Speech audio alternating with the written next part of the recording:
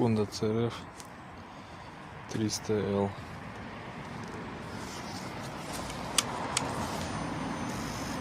Подозрение на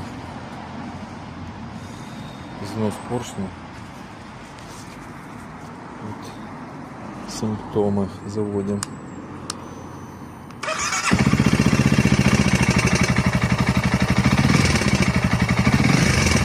Стук.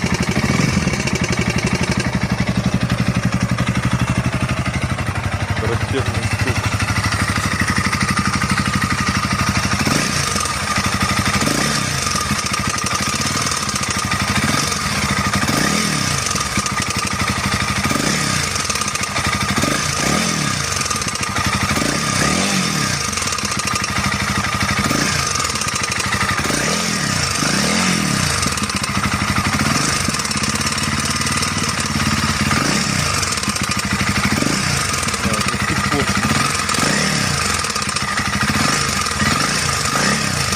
Стенка цилиндра.